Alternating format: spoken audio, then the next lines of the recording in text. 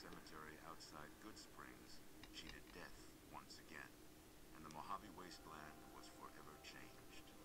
Caesar entered the Strip as though it was his triumph. The Legion pushed the NCR out of New Vegas entirely, driving them back to the Mojave Outpost. The Legion occupied all major locations, enslaving much of the population and peacefully lording over the rest. Under the Legion's banner, civilization, unforgiving as it was, finally came to the Mojave Wasteland. The Legion marched over the Hoover Dam with the help of one who was as brutal and merciless as the worst of them, the Courier. Caesar honored him with a golden coin, minted in celebration of his contributions and distributed throughout the wasteland.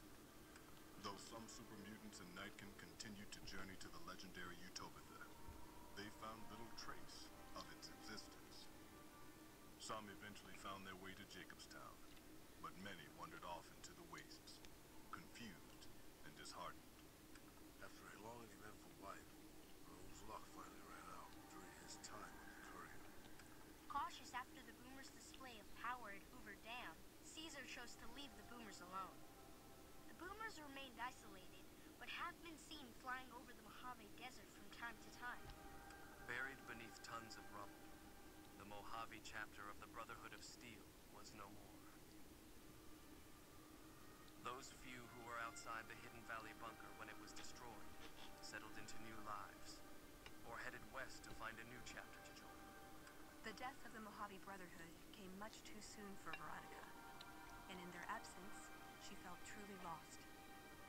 Yet in its wake, she took small comfort in her decision to remain by their side through their few remaining days. The Fiends attacked Camp McCarran during the Second Battle of Hoover Dam and suffered heavy losses.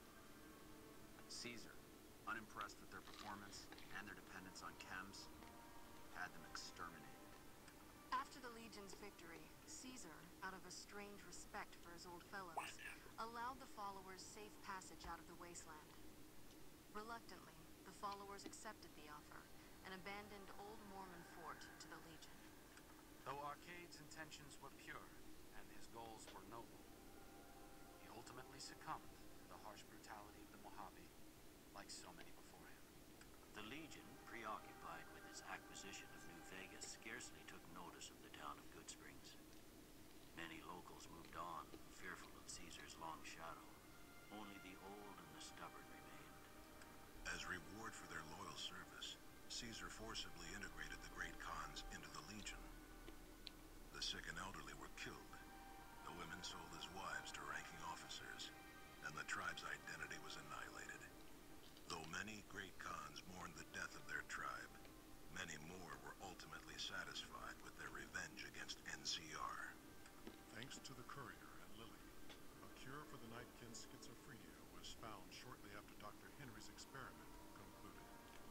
Nightkin and other super mutants in the wasteland flocked to Jacobstown, and the town became known as a haven where a mutant could find peace. Lily continued to take her medicine at half doses, and although she remembered her grandchildren, her mind remained muddled and confused.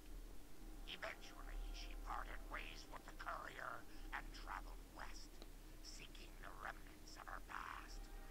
After their victory at Hoover Dam, Legion troops rolled through Freeside. The Kings tried to fight back, but most were killed, and the rest fled into the wasteland. With the transplant of Luke